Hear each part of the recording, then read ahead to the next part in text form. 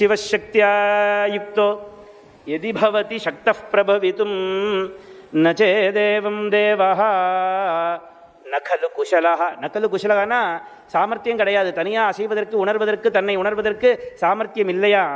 ரெண்டு பேருமா சேர்ந்து இருந்தால் தான் அந்த சாமர்த்தியத்தை அம்பாள் எப்போ கொடுக்கணுமோ அந்த சமயத்தில் ஏற்படுத்துகிறாளாம். சிவஹா சக்தியா யுக்தா. இது சிவனுக்கு சக்தி தேவை, இல்லைன்னா சிவனேன்னு பேசாமல் இருக்க வேண்டியதுதான்.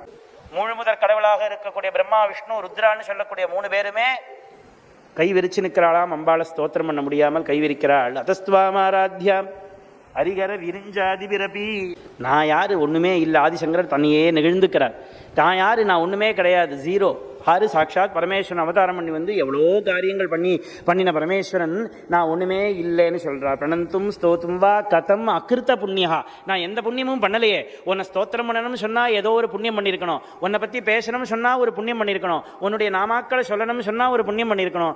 அப்படியெல்லாம் எந்த புண்ணியமும் நான் பண்ணவே இல்லையேம்மா. அம்பாளை உபாசிக்கக்கூடிய சமயத்தில் பயந்து பயந்து பயந்து பயந்து தான் எல்லாருமே உபாசனை பண்ணிட்டு இருக்காள். அம்பாள் அவளை சீக்கிரமாக நெருங்க முடியல. பிரம்ம விஷ்ணு ருத்ராதி தேவர்கள் முதல் கொண்டு கிட்ட போய் நமஸ்காரம் கூட பண்ண முடியாமல் தவிக்கிறாள்.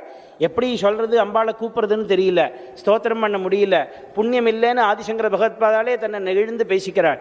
இருந்தாலும் அம்பாள்கிட்ட பின்ன எப்படி போறது, இப்படிலாம் சொன்னா நாங்களாம் எப்படி உபாசனை பண்றதுன்னா அதுக்காக தான் தாயாரா பாருன்னுட்டாள்.